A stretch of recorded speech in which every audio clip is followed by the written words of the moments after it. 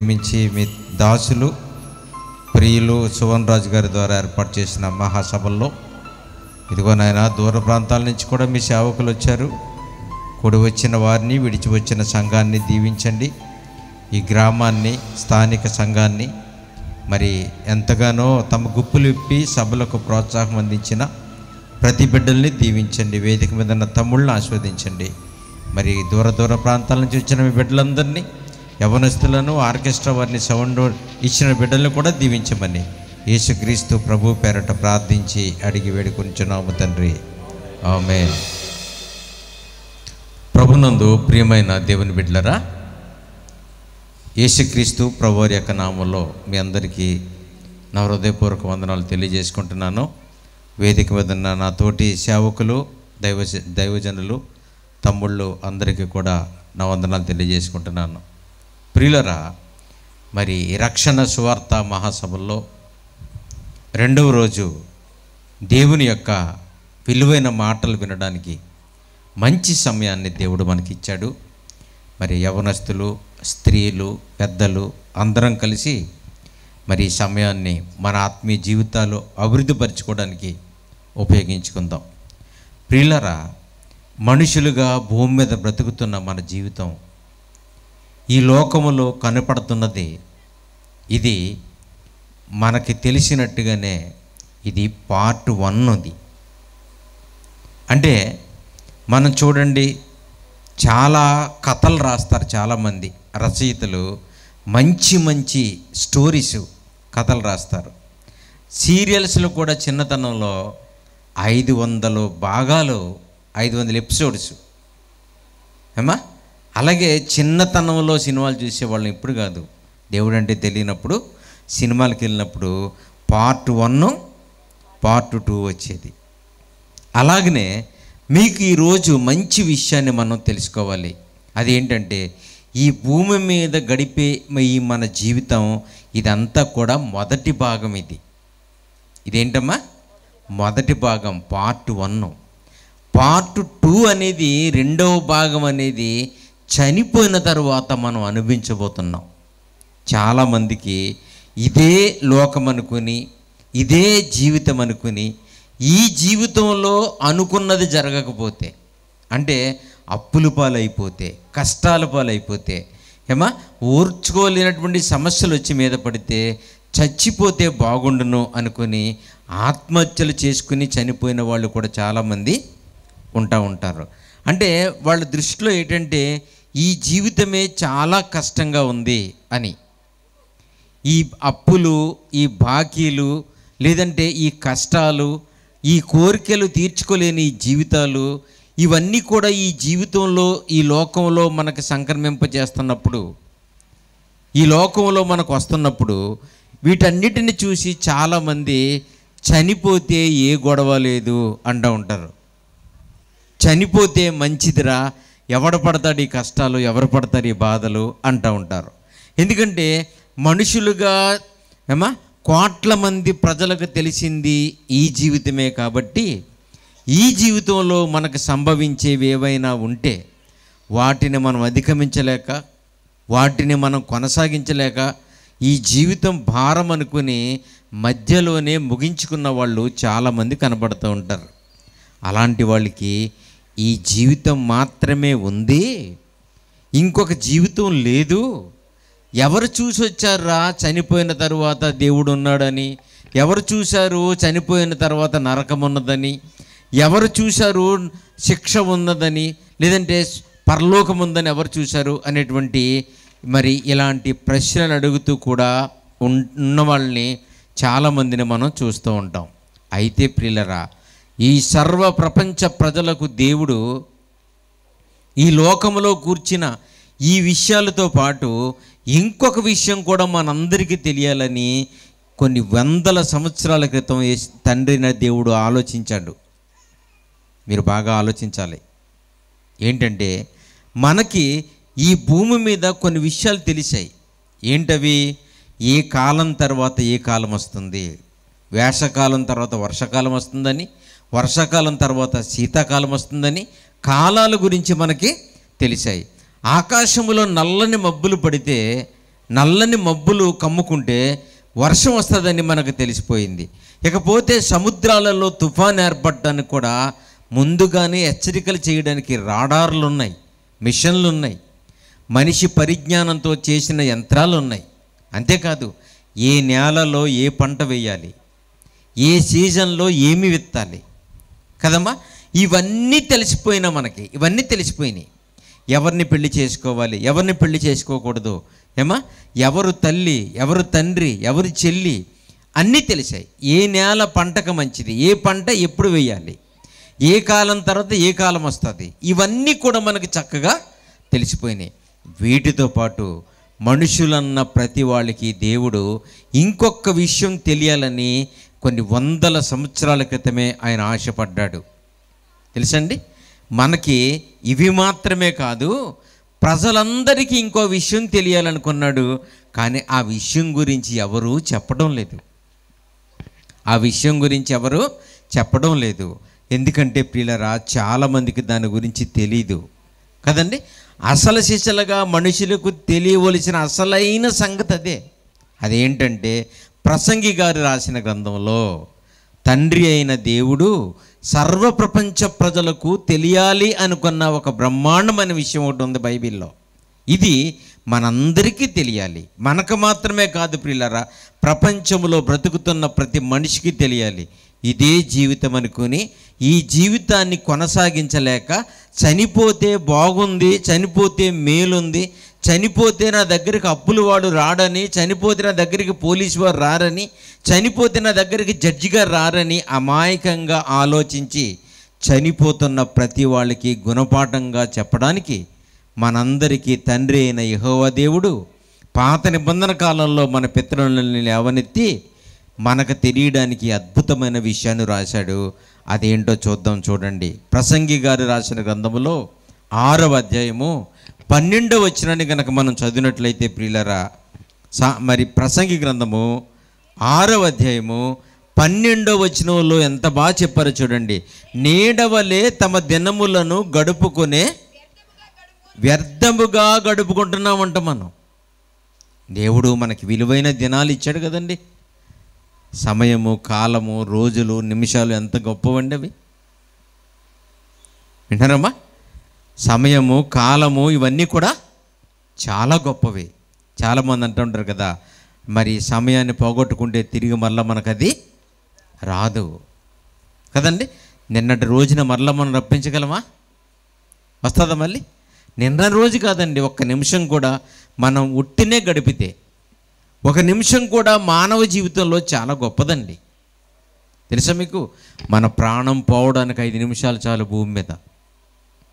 5 నిమిషాలు చాలు. మన మెదడులో చాలా కోరికలు పెట్టుకుని బ్రతుకుతూ ఉంటాం మనం. అది చెయ్యాలి, ఇది చెయ్యాలి, అక్కడికి వెళ్ళాలి, ఇక్కడికి వెళ్ళాలి, అది కట్టాలి, ఇది కట్టాలి అనుకుంటూ ఉంటాం. కానీ ఆ ఆశలన్నీ తుడిచిపెట్టుకుపోవడానికి 5 నిమిషాలు చాలు. నేను ఒక 5-6 నెలల క్రితం మన రాజమండ్రి బ్రిడ్జి మీద ఒక యాక్సిడెంట్ చూశాను. రాజమండ్రి బ్రిడ్జి దగ్గర ఒక యాక్సిడెంట్ చూశాను నేను. అదేంటంటే, ఓ షావుకారు గారు బండి మీద యువతల బండికి అవతల బండికి సంచులు తగిలించున్నాయి. మార్కెటింగ్కి వెళ్తున్నారన్నమాట. కిరాణా సరుకులు తీసుకురావడానికి వెళుతున్నారు. అలా వెళ్ళేటప్పుడు ఈ సంచుల నిండా ఏదో పట్టుకు రావాలని, ఆ పట్టుకొచ్చింది సరసమైన ధరలకు అమ్ముకోవాలని, అమ్ముకున్న డబ్బులతో కుటుంబాన్ని పోషించుకోవాలని, దీని తర్వాత మరలా ఇంకేం కొనుక్కు రావాలని, మార్కెట్లోకి ఇంకేం కొత్త వస్తువులు వచ్చాయని, అమ్మో ఎన్ని ఆలోచనలతో ఆ టీవీఎస్ బండి తీసుకుని ఆయన ఇంటి దగ్గర నుంచి బయలుదేరి వెళుతున్నాడో చూడండి కదండి. ఎక్కడికైనా వెళ్ళాలంటే మన బుర్ర నిండా ఆలోచనలు ఉంటాయి. ఎక్కడికి వెళ్ళాలో, ఎందుకు వెళ్ళాలో, తిరిగి ఎప్పుడు రావాలో, అక్కడ ఎంతసేపు గడపాలో అన్ని ఆలోచనలు ఉంటాయి. ఇలాంటి గంభీరమైన ఆలోచనలన్నీ ఒక్క దెబ్బకు చెరిగిపోతాయండి. మరణం వస్తే, ప్రాణం పోతే అన్నీ తుడిచిపెట్టుకుపోతాయి. అలాగన అన్ని సంచులు బండికి తగిలించుకుని ఏవేవో కొనుక్కుని తీసుకురావాలని బయలుదేరిన షావుకారు గారు లారీ కింద పడిపోయి చనిపోయాడు. బండి అలా పడిపోయింది, సంచులు అలా ఉండిపోయినాయి, మెదడు బయటకు వచ్చేసింది. ఎన్ని ఆలోచనలతో బయలుదేరిందో ఆ తల, ఎన్ని ఆలోచనలతో బయలుదేరిందో. దేవుని బిడ్డలారా, మనకు కూడా చాలా ఆలోచనలు ఉంటాయి. ఏవేవో చేయాలనుకుంటున్నాం. ఆ ఆలోచనలన్నీ తుడిచిపెట్టిపోవడానికి 5 నిమిషాలు చాలు. 5 మినిట్స్లో మన ఆలోచనలన్నీ తుడిచిపెట్టుకుపోతాయి. మరణం అంత భయంకరమైనది. మరణం అనేది అంత భయంకరమైనది.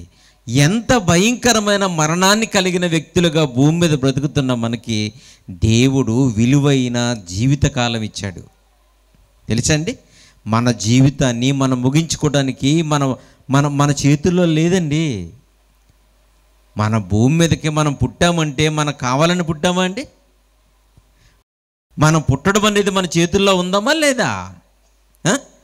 మన పుట్టడం అనేది మన చేతుల్లో లేదు. ఇందాక ఒక హాస్పిటల్కి వెళ్తే ముందు ఆడపాప పుట్టిందంట. ఆడపిల్ల పుడితే ఎవరికైనా బాధే కదండి. దుఃఖపడిపోతూ ఉంటారు. ఆడపిల్ల అనగానే భారం అనుకుంటారు. ఎందుకంటే కట్నం ఇవ్వలేమనుకుంటారు. నిజంగా ఆడపిల్లలు మంచివాళ్ళండి. ఆడపిల్లలు చాలా మంచి పిల్లలండి. ఆడపిల్లలకి మనసు ఉంటుంది, ప్రేమ ఉంటుంది, అభిమానం ఉంటుంది, దయ ఉంటుంది, తల్లిదండ్రులు అంటే గౌరవం ఉంటుంది, కుటుంబాలంటే బాగా చూసుకుంటారు. చాలా మంచివాళ్ళండి ఆడబిడ్డలు. కాబట్టి పిల్లరా, ఒక ఆడపిల్ల పుట్టిందంటే ఈ పాపకి వాళ్ళే కూలి పని చేసుకునేవాళ్ళు. ఏమండి, ఈ పాపకి కట్నం ఎలా తేవాలని బాధపడుతుంటే మళ్ళా డెలివరీ అయితే మళ్ళా ఆడపిల్లనంట. వాళ్ళ అత్తగారికి కానీ ఆ తల్లికి కానీ వాళ్ళ భర్తకు కానీ ఆ ముందు పుట్టిన పాపకు కానీ ఎవరికి సౌండ్ లేదు. విచారంగా కూర్చున్నారు హాస్పిటల్లో. అందరూ అంటున్నారు, ఆవిడ అస్తమాలో మాట్లాడుతుంది. ఏం మాట్లాడుతుందో ఆవిడకి తెలియదు పాపం. ఎందుకంటే గాబరా పడిపోతుంది, కంగారు పడిపోతుంది 2 ఆడపిల్లలు అని చెప్పేసి. చూసారా దేవుని బిడ్డలారా, ఈ లోకములో మనం పుట్టాలి అనేది మన చేతుల్లో లేదు. ఈరోజు మీరు బాగా ఆలోచించాలి. మనుషులుగా భూమి మీద మనం పుట్టాలనేది మనుషుల చేతుల్లో లేదండి. మరి పుట్టుక మన చేతుల్లో లేనప్పుడు ప్రాణం పోవడం కూడా మన చేతుల్లో లేదు. చాలామంది అన్ఎక్స్పెక్టెడ్గా చనిపోవడానికి సూసైడ్ నోట్ రాస్తారు. దాన్నే మరణ వాంగ్మూలం రాసుకుంటారు. ఏమని? అప్పులు తీర్చలేక, కోరుకున్న వాళ్ళతో వివాహం కాలేక, చదువుకున్న ఉద్యోగాలు లేక, జగన్మోహన్ రెడ్డి గారు మన ప్రీత ముఖ్యమంత్రి గారు కాలనీల్ని శాంక్షన్ చేసి స్థలం వచ్చినా పునాది వేసుకోవడానికి డబ్బులు లేక ఇవన్నీ ఎవరు పడతారని చెప్పేసి ఏం చేస్తారు? లెటర్ రాస్తారు. ఏమని? నా చావుకి నేనే కారణం, ఎవరో కారణం కాదు, ఎవరిని అరెస్ట్ చేయకండి, నా అప్పుల కారణంగా నేను చచ్చిపోతానని రాస్తారు. చాలా తప్పండి, చాలా పొరపాటు. ఎందుకో తెలుసా? మీ పుట్టుకకు మీరు కారణం కానప్పుడు మీ చావుకు మీరెందుకు కారణం అవుతారు? మీ పుట్టుకని మీరు తెచ్చుకోలేనప్పుడు చచ్చిపోవడానికి హక్కు మీకెవరిచ్చారు? జనన మరణాలను సెట్ చేసి లోకానికి పంపించింది మనందరి తండ్రి అయిన దేవుడు కదా. మనల్ని పుట్టించింది ఆయనే గనక మన జీవితాలను ముగించవలసిన హక్కు తండ్రికే ఉంది. బాగా వినాలి. ఎప్పుడు అలాంటి పొరపాటు నిర్ణయాలు తీసుకోకూడదు. చాలా శిక్షలోకి వెళ్ళిపోతాం. చనిపోతే ఏ వేదన ఉండదు. అప్పులు వాళ్ళు రారు, కాబోలు ఆయన రాడు. లేదంటే నేను చనిపోయాననుకో నా గురించి ఎవరు వెతకరు అనుకోకండి. వీళ్ళు రారేమో కానీ ఈ లోకములో ఒక జీవితాన్ని ముగించుకున్న తర్వాత, అదే పార్ట్ 1 అని చెప్పాను మీకు. మొదటి భాగం ఈ భూమి మీద జీవితం ఏంటంటే ఇది మొదటి భాగం. పార్ట్ 1 ముగిసిన తర్వాత మనకి పార్ట్ 2 కూడా ఉంది. అది చాలా భయంకరం.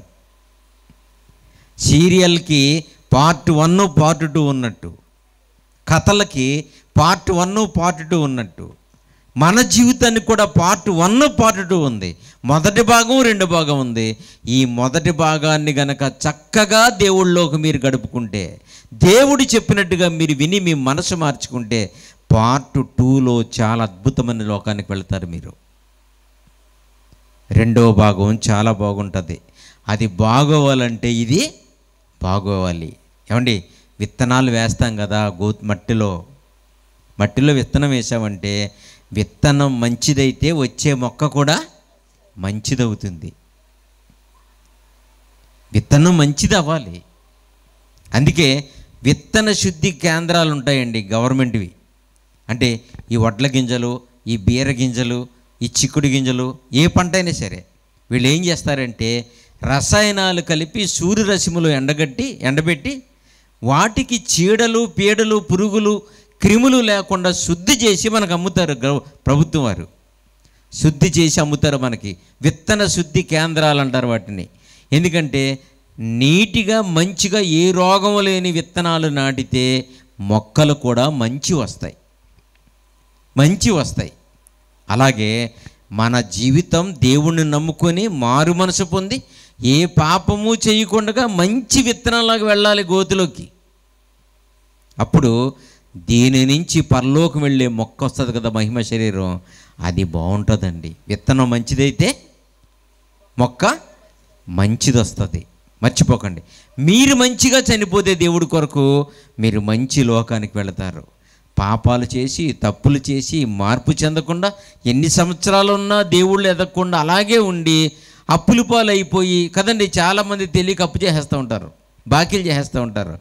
చేసేసి ఏమంటారంటే పాస్టర్ దగ్గరికి వచ్చారు, సేవకుల దగ్గరికి వచ్చి, అయ్యా మరి నాకు అప్పుల పాలు అయిపోయాను, నా కోసం ప్రార్థన చేయండి అంటారు. అప్పు చేసేటప్పుడు చెప్పవా? అయ్యగారికి ఒక మాట చెప్పారా? అప్పుల పాలు అయిపోయిన తర్వాత వచ్చి చెప్తాం, అయ్యగారు అప్పుల పాలు అయిపోతుందని ప్రార్థన చేయండి అంటారు. మరి అప్పు చేసినప్పుడు చెప్పావా ఒక మాట? అప్పుడు చెప్పుంటే అప్పుడే చెప్తారు సార్. అప్పుడు ఏమని చెప్తారు? అమ్మ అప్పుకి వెళ్తాను ఎలా తీరుస్తారు అని అడుగుతారు. మన వాళ్ళు ఏం చేస్తారంటేనండి, రోజుకి 500 రూపాయలు కూలి వచ్చిందనుకోండి, మనం ఎందుకు అప్పు అయిపోతామని చెప్తున్నాను చూడండి మీకు. నేను రోజుకి 500 రూపాయలు కూలి వచ్చిందనుకోండి, జీతం వచ్చిందనుకోండి, ఏం చేయాలి? ఏదో రకంగా 400 రూపాయలు ఖర్చు పెట్టుకుని 100 రూపాయలు దాచుకోవాలి. మనవాళ్ళు ఏం చేస్తారు? 500 రూపాయలు కూలి పని అనుకోండి, ఇంకో 200 రూపాయలు వేసి కోడి తెచ్చేసుకుంటారు ఇంటికి. అక్కడ వస్తా బ్రాందీ షాపు అక్కడ తగ్గేస్తాడు. బ్రాందీ షాపులు ఊరికి 3-4 ఉంటాయి, దేవాలయాల్లాగా కదా. దేవాలయాల్లాగా ఊరికి 4-5 ఉంటాయి. ఇవన్నీ పేదోళ్ళని కొలగొట్టడానికే. పాపం ఏదో రకంగా రెక్కల ముక్కలు చేసుకుని వస్తాడు అనుకోండి, ఈ 500 అక్కడ తగ్గేస్తాడు. ఎవడన్నా తగిలితే ఇంకో 200 ఎక్స్ట్రా తగ్గేస్తాడు. మరి 200 ఎవడు బాబు తిరుగుతాడు? ఎవడు తిరుగుతాడండి? అలా మునిగిపోయి బ్రేకుల మీద ఉండరు. డబ్బులు ఉన్నాయనుకోండి, మార్కెట్లో చేప కొనేసి తోకెలా పట్టుకుని తొక్కుచేస్తారు సైకిల్, ఊరందరూ చూడాలి. కోడైనా అంతే, కొనేసేసి కోడిని పాపం అది మన కాళ్ళు పైకి తల కింద పెడితే మీరు ఎలాగుంటారండి? మన కాళ్ళు 2 పుచ్చుకుని ఎవడన్నా ఇలా పట్టుకుని తల కిందకి వెళ్ళగట్టి సైకిల్ దొక్కెళ్తే ఎలాగుంటుంది? మీకు ఎలాగుంటుంది? ముక్కులోంచి వచ్చేస్తాయి నీళ్ళు, కళ్ళంటి వచ్చేస్తాయి నీళ్ళు, ఒగురిపు వచ్చేస్తుంది, గిరగల్లా ఆడిపోతాం. అదే కోడి నిలబట్టేసుకుని చూసారా, నేరం చేసిన ఖైదీలాగా కోళ్ళు నిలబట్టుకుని తొక్కుకుంటూ వచ్చేస్తారు, ఊరందరికీ చూపిస్తారు. 500కి 200 ఎక్స్ట్రా అప్పు చేసి ఆ రోజు శుభ్రంగా తాగేసి శుభ్రంగా తినేస్తారు. ఆ 200 రూపాయలు రేపటి కూల్లో పోతే ఏం తింటావు? ఇలా రోజుకి 200 అయితే నెలకే 6000 రూపాయలు అప్పవుదా? తింగర వేషాలు వేసి ఎక్స్ట్రాలండి మనోళ్ళకి ఉన్నదాంతో తృప్తి చెందకుండా చాలామంది. కొంతమంది కూడా చాలా చక్కగా బ్రతుకుతారు పాపం. 200 రూపాయలు తెచ్చుకున్న చాలా గొప్పగా బ్రతుకుతారు కొంతమందికి ఎక్స్ట్రాలు పాపం. ఎందుకంటే వాళ్ళకి వాళ్ళు రెచ్చగొడితే రెచ్చిపోతూ ఉంటారు. అలా అప్పుల పాలు అయిపోతూ ఉంటారు. బాగా మునిగిపోయిన తర్వాత అయ్య దగ్గరికి వచ్చి, అయ్యగారు ప్రార్థన చేయండి అంటారు. ఏం చేస్తాం? ప్రార్థన చేస్తే మాత్రం దేవుడైనా సూట్ కేసు చేస్తాడా? మీ దగ్గర డబ్బులు కట్ట ఇస్తాడా? అప్పుల పాలు అయిపోయినాడు అంటారు కదా. పోనీ మీ బాధపడలేక మేము ప్రార్థన చేసామనుకోండి, ఏమన్నా మూట వేస్తాడా మీ దగ్గర దేవుడు పట్టుకొచ్చి? అందుకనే చచ్చినట్టు మనమే తీర్చుకోవాలి. అలా తీర్చలేక ఇవన్నీ పీకల మీదకి తెచ్చుకుని ఈ సంసారం అనే నావని ఈదలేక ఈ మహాసముద్రాన్ని జయించలేక చచ్చిపోతూ నా చావుకు నేనే కారణం అంటారు. తమ్ముళ్ళారా, చెల్లెళ్ళారా, పెద్దలారా, మీ పుట్టుకకు మీరే కారణమైతే మీ చావుకు మీరే కారణం కావండి. కానీ మీ పుట్టుక మీ చేతుల్లో లేనప్పుడు మీ మరణాన్ని మీ చేతుల్లో తీసుకుంటాక మీరు ఎవరిచ్చారు హక్కు? మనకు జననాన్ని మరణాన్ని రాసి భూమి మీదకి పంపించింది మన తండ్రి అయిన దేవుడు కదా. మన జీవితాన్ని భూమి మీద పసికందుగా ప్రారంభించిన ఆ మహానుభావుడైన దేవుడే మన జీవితాలను ముగించాలి. ఇలాంటి విషయాలు తాళపూడిలో ఈ నెలలో 29, 30, 31 తారీఖులో 3 రోజుల మీటింగ్స్ ఉన్నాయి. కొంతమందికి పంచిపెట్టారు. దయచేసి మీరు ఖర్చు అనుకోకుండా మీరు వస్తే అద్భుతమైన విషయాలు వింటారు. ట్రై చేయండి. వస్తారమ్మా? దూరం అని అంటారా? మరి దూరం అయితే యేసుప్రభు గారు మీ ఇంటికి వస్తారేంటి? రెండవ రాకడలో పరలోకి వెళ్తారా వెళ్ళరా మీరు? ఎక్కడుంటాడు యేసుప్రభు గారు? రెండో రాకడలో ఎక్కడికి వస్తాడమ్మా? మధ్యాకాశానికి. దూరమా దగ్గర? తాళపూడి కంటే దగ్గర దూరం? అది దూరం. అక్కడికి వెళ్తారా మరి? ఇంకా కిందకి రా ప్రభు, మా సీడీలెక్కి ప్రభు అంటారా? ఏమా? చాలామంది మీటింగ్స్ పెడితే అక్కడ పెట్టారేటండి, దూరం అని రాలేరంటారు. ఏమంటారమ్మా? దూరం అండి. మరి పరలోకం ఎక్కడ ఉందనుకుంటున్నారేంటి? పరలోకం కానూరులో ఉందనుకున్నాను, నడుదల్లో ఉందనుకుంటున్నారా? ఎక్కడుందమ్మా? మనిషి ఊహలకు అందని మహాలోకం, ఎన్ని కొలమానం లేని లోకం అండి. అక్కడికంటూ వెళ్ళాలి మనం. ఇక్కడ శ్రద్ధ చూపించలేకపోతే అక్కడికి ఎలాగెళ్తామండి? పరిగెట్టాలండి, పరుగు పరుగు పరిగెట్టాలి. ఒక ఆయన నపుంసకుడండి. ఏమండి? ఎక్కడి నుంచి వస్తున్నాడు? ఇథియోపియా దేశం నుంచి వస్తున్నాడు. ఆఫ్రికా ఖండంలో ఉంది. ఐథియోపియాల రాణి కందాకే క్రింద మంత్రిగా ఉన్నాడు. అపోస్తుల కార్యం 8వ అధ్యాయంలో ఉంటుంది చూడండి. అపోస్తుల కార్యములు 8వ అధ్యాయంలో ఉంటుంది. పైన చూడమ్మా. అపోస్తుల కార్యములు 8వ అధ్యాయము ఎంతమ్మా? 36, 34 నుంచి. అప్పుడు నపుంసకుడు ఇంకా బాగా పైన చదువమ్మా. అప్పుడు ఇథియోపియాల రాణి అయిన కందాకే కింద మంత్రిగా ఉన్న ఒక నపుంసకుడు. ఏమా?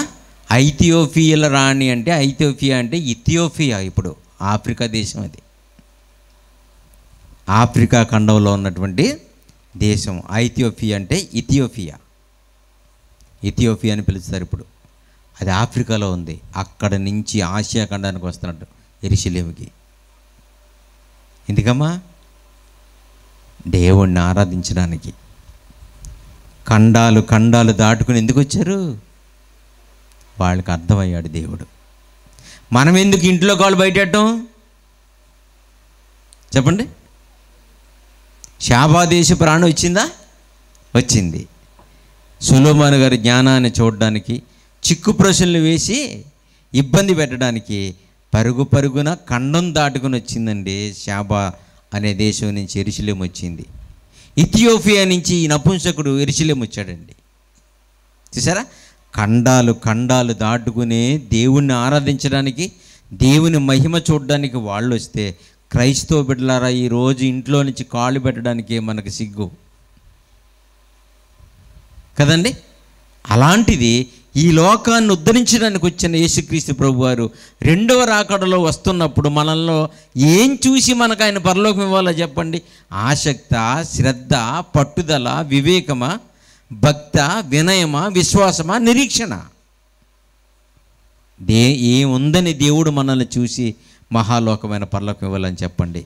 కాబట్టి ప్రియులారా, దేవుని మాటలు వినిపిస్తున్నప్పుడు పోగొట్టుకోకూడదు, పరిగెట్టాలి. ఎందుకంటే ఎప్పుడు ప్రాణం పోతుందో తెలియదు మనకి. ఈ మెదడులో ఉన్న ఆలోచనలన్నీ చెరిగిపోతాయి. రాసుకున్నాం మెదడులో, పెట్టుకున్నాం బుర్రలో, ఎప్పటికీ ఇలాగే ఉంటాం అనుకుంటున్నాం. 5 నిమిషాల్లో మన ఆశలన్నీ చెరిగిపోయే రోజు ఒకటి ఉంది.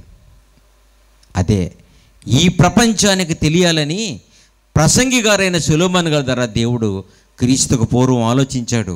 నీడవలే, ప్రసంగి గ్రంథం 6వ అధ్యాయం 12వ వచనం.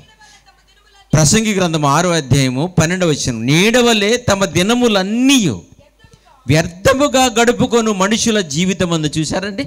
దేవుడు మనకి విలువైన కాలం ఇస్తే, విలువైన రోజులు ఇస్తే వాటిని వ్యర్థంగా గడుపుకుంటున్నారా? అయితే వాటికి లెక్క ఉందండి. అడుగుతాడండి దేవుడు. మనం ఈ భూమి మీద బ్రతికే ప్రతి నిమిషానికి లెక్క ఉంది. మనకేమో ఈ విలువ తెలియక టైం పాస్ అవ్వట్లేదని అనుకుంటాం కదండి. ఇంట్లో బోరు కొట్టేస్తుంది, క్రికెట్ చూద్దాం, ఇంట్లో బోరు కొట్టేస్తుంది, వార్తలు చూద్దాం, ఇంట్లో బోరు కొట్టేస్తుంది, అలా తిరిగి వద్దాం అనుకుంటున్నాం మనం. అంటే టైం ఎందుకు వచ్చిందో అర్థం కావట్లేదు మనకి. టైం ఇచ్చింది దేవుడు, ప్రతి నిమిషానికి కూడా లెక్క ఉంది. ప్రతి నిమిషానికి కూడా లెక్క ఉంది, మర్చిపోకండి. ఏమా, మనం ఆదివారం ఒక్కరోజే దేవుణ్ణి ఆరాధిస్తూ ఉంటాం కదా. ఇశ్రాయేలీలు ఏమా శనివారం నాడిని విశ్రాంతి దినంగా ఆచరించేవారు. చెప్పండి, ఇశ్రాయేలీలు శనివారం రోజుని ఎలాగ ఆచరించేవారు? విశ్రాంతి దినంగా ఆచరించేవారు. మనము ఆదివారాన్ని పునరుద్ధాన దినముగా లేదా విశ్రాంతి దినంగా ఆచరిస్తున్నాం. శనివారం ఆరాధించే వాళ్ళని, ఆదివారం ఆరాధించే మనల్ని యేసుప్రభు గారు వచ్చి గొప్ప మాట చెప్పాడు. అదేంటో తెలుసా? ఎవడైనను నన్ను వెంబడించాలి అనుకున్నాడలా. లూకాసు వార్త 9వ అధ్యాయము 23వ వచనం చూడండి ప్రియులారా. లూకాసు వార్త 9వ అధ్యాయము 23వ వచనంలో,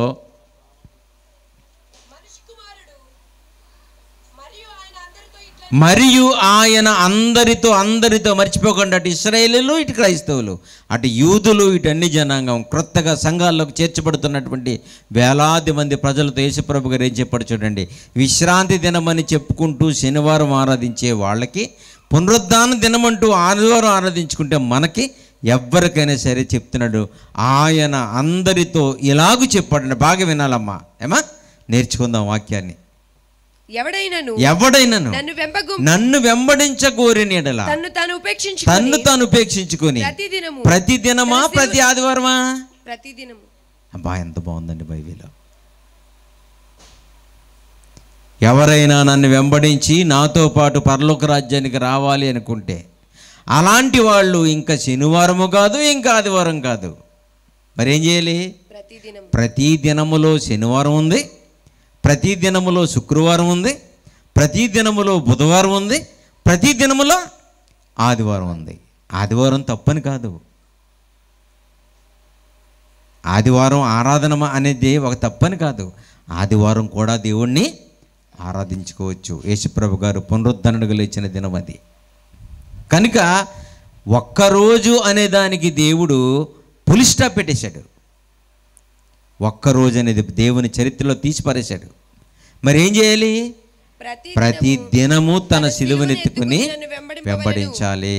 కాబట్టి ప్రియులారా, మనం దేవుడి కోసం బ్రతికే ఈ జీవితంలో దేవుడు మనకిచ్చిన కాలం చాలా విలువైనది. ప్రతి నిమిషం కూడా చాలా గొప్పది. మీరు బాగా ఆలోచించాలి. ప్రతి నిమిషం కూడా చాలా గొప్పది. ఏ నిమిషాన్ని కూడా పోనివ్వకూడదు. మనం ఏమనుకుంటున్నామంటే, ఏమీ ఊసిపోవడం లేదు, టైం పాస్ కావడం లేదు, ఇంకా రాలేదేంటి అనుకుంటున్నాం. ఆ టైంని ఎంత పాడు చేసుకుంటున్నాం మనకు తెలీదు. దేవుని బిడ్డలారా, చూడండి, ఇథియోపియా నుంచి, ఆఫ్రికా ఖండం నుంచి యెరూషలేము మహాపట్టణానికి, ఆసియా ఖండానికి ఓ నపుంసకుడు తండ్రిని ఆరాధించడానికి వస్తున్నాడు రథం మీద. ఎక్కడ దేశం, ఎక్కడ ఖండం? షాబా దేశపు రాణి ఎక్కడి నుంచో కొన్ని వేల కిలోమీటర్లు దాటుకుంటూ యెరూషలేము మహాపట్నంలో ఒక మహామేధ ఉన్నాడని, ఆయన నమ్ముకున్న దేవుడు చాలా గొప్పవాడని, ఆయన ఏ ప్రశ్నకైనా సమాధానం చెప్తాడని వాళ్ళ దేవుడు అతనికంత తెలివిచ్చాడని తెలుసుకుని, షాబా అనే దేశం నుంచి మహాతల్లి ఇక్కడికి వరకు వచ్చి సొలొమోను గారిని టచ్ చేసి జ్ఞానం నేర్చుకుని వెళ్ళిపోయింది. టైం యూటిలైజ్ చేసుకోవడం అంటే అది. కాలాన్ని సద్వినియోగం చేసుకోవడం అంటే అది. కాలం వెళ్ళిపోతుంది. యేసుప్రభు వచ్చే కాలం దగ్గర పడింది. మనమేమో ఎందులోనూ కూడా ఎదగలేకుండా ఇలాగే ఉంటే యేసుప్రభు వచ్చినప్పుడు తీర్పులోకి వెళ్ళిపోతాం ప్రియులారా. అందుకనే తండ్రి అయిన దేవుడు ఈ లోకంలో ఈ అవసరాలతో పాటు ఏ నేలలో ఏ పంట పండుతుంది, ఏ కాలం తర్వాత ఏ కాలం వస్తుంది, అలాగే ఏది చెయ్యాలి ఏది చేయకూడదని ఈ ప్రపంచాన్ని అంతటినీ జల్లెడ పట్టి వెతికి తెలిసేసుకున్నారు. ఈ భూమి మీద అవగాహన చేసుకున్నారు. భూమి మీద అన్ని విషయాలు అర్థమైపోయినాయి. ఇంకొక విషయం తెలుసండి, శాస్త్ర ప్రకారంగా చాలా డెవలప్ అయిపోయింది ప్రపంచం. చాలా డెవలప్ అయిపోయింది. గుండె తీసి గుండె మార్చేస్తున్నారు, కిడ్నీ తీసి కిడ్నీ మార్చేస్తున్నారు, రక్తం తీసి రక్తం ఎక్కిచ్చేస్తున్నారు. తెలుసండి, కాలు విరిగిపోతే అతికిపోయేలా చేసేస్తున్నారు. కన్ను అంటే ఫ్లూయిడ్ భాగం అన్నది ఇలా నొక్కితే నొక్కడిపోతుంది. ఎముక కాదు, కన్ను అంటే ఎంత మెత్తగా ఉంటుందండి తెలుసా మీకు? కన్ను చాలా మెత్తగా ఉంటుంది. ఇలా పట్టుకుని టప్ మన బుడగలా పేలిపోతుంది. అలాంటిది ఇంత మెత్తని కంటికి కూడా లేజర్ ట్రీట్మెంట్ చేస్తున్నారు, కంటి ఆపరేషన్ చేస్తున్నారు. చూసారా? ఫ్లూయిడ్ లాగా ఇలా ఇలా నొక్కితే దాంట్లోని జ్యూస్లాగా వచ్చేస్తుంది, బయటికి రసంలాగా వచ్చేస్తుంది. అలాంటి బలహీనమైన కంటికి కూడా ఆపరేషన్ చేసి సక్సెస్ చేసేటువంటి ట్రెండ్లోకి వచ్చాం. అన్నీ తెలుసుకున్నారు. వీటితో పాటు ప్రపంచానికి ఒక విషయం తెలియాలనుకున్నాడు దేవుడు. అదే మనకు తెలియకుండా పోయింది. చూద్దాం ఈరోజు ప్రసంగి గ్రంథము 6వ అధ్యాయము 12వ వచనం. పిల్లలు తిరగకూడదు అటు ఇటును. ఏంటమ్మా? నీడవలే తమ దినములను గడుపుకొనే. చూసారా ఎంత దినములు విలువైనవి దేవుడిస్తే? నిజం చెప్పండి, మనం అందరం కూడా ఎలా గడుపుకుంటున్నామంట? నీడలా వెళ్ళిపోతున్నాయి, వ్యర్థంగా గడిపేసుకుంటున్నాం. మొన్నే మనల్ని ఎవరే బాబు ఇలా రారా అన్నాడు. ఏమన్నారు? బాబు ఇలా రారా అన్నారు. తర్వాత కొంచెం పెద్ద ఏం కదా, ఒరే రామారా వెళ్ళరా అంటారు, యవన ప్రాయం. తర్వాత నాన్న, లేదంటే అన్నయ్య, తమ్ముడు. చూసారు ఎలా మారిపోతుందో? వయసుతో పాటు బాధ్యతలు పిలుస్తున్నారు, బాధ్యతలు మారిపోతున్నాయి. ఆ తర్వాత మన పిల్లలకి పెళ్లి చేస్తే ఏమంటారమ్మా? తాతయ్య, మామ అంటారు. ఈ దినాలు ఎలా జరిగాయో, అసలు మీరు భూమి మీద ఎలా పుట్టారో, ఎలా పెరిగారో మీకు అసలు జ్ఞాపకం ఉందండి? ఎప్పుడెప్పుడు ఏం చేశారో జ్ఞాపకం ఉందా? ఉంటుందా మీకు? ఉండదు. దీన్నే నీడలాగా వ్యర్థంగా గడిపేస్తున్నాం. తలలు పండిపోయినా ఇంకా దేవుళ్ళలోకి రావట్లేదు. అవయవాలు సహకరించడం మానేసిన ఇంకా ప్రార్థనకు రావట్లేదు, ఇంకా రక్షణ పొందుకోవడం లేదు, ఇంకా బాప్తిస్మం అనడం లేదండి. చూసారా? నీడవలే తమ దినములను వ్యర్థముగా గడుపుకున్న మనుషుల జీవితమందు ఏది వారికి క్షేమక. బాగా చూడండి, మనందరికీ ఒక విషయం తెలియాలని దేవుడు ఎప్పుడు అనుకున్నాడు? నిజంగా చాలామంది సేవకులు కూడా ఈ విషయాన్ని చెప్పలేకపోయారు చాలా కాలం ఈ మాటని. ఎందుకంటే కొంతమంది మహానుభావులు చెప్తే చెప్పుండొచ్చు, కానీ ప్రపంచానికి తెలియవలసింది యేసుప్రభు స్వస్థతలు చేస్తాడు, యేసుప్రభు దీవెనలు ఇస్తాడు, యేసుప్రభు పలానా చేశాడు, ఇవే కాదండి, అవి కూడా తెలియాలి. దానితో పాటు మనకు తెలియవలసిన అసలు విషయాన్ని పక్కన పెట్టేశాం. ఏది వారికి క్షేమకరమైనదో ఎవరు చెప్తారు? ఎవరు తెలియను? వారు పోయిన తరువాత, అదిగో మనం ఈ లోకాన్ని విడిచిపెట్టి పోయిన తరువాత ఏమి సంభవిస్తుందో వారితో ఎవరు చెప్తారు అంటున్నాడు. చూసారా? ఆ మాటని పెన్నుంటే అండర్లైన్ చేసుకోండి, పెన్న కనుకుంటే అండర్లైన్ చేసుకోండి. మనం చచ్చిపోయిన తర్వాత మనం చనిపోయిన తర్వాత ఏమి జరుగుతుందో వాళ్ళతో చెప్పేవాళ్ళు ఎవరు ఈ ప్రపంచంలో అంటున్నారు? ఎవరు చెప్తున్నారు?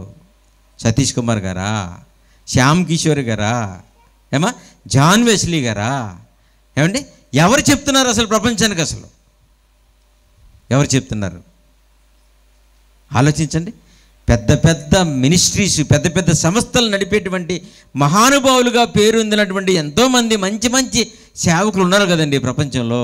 ఎంతోమంది గొప్ప సేవకులు ఉన్నారు కదండి. చెప్పరేటండి మరి విషయాలు? అడుగుతున్నాడు కదా దేవుడు. పోనీ నాకు వాళ్ళ మీద ఏదైనా కోపమా ప్రియులరా? నేను కానిది ఏదైనా చెప్పానా మీకు? నేను చూడండి, మనమంట చనిపోయిన తర్వాత మనకి ఏదో జరుగుతుందంట.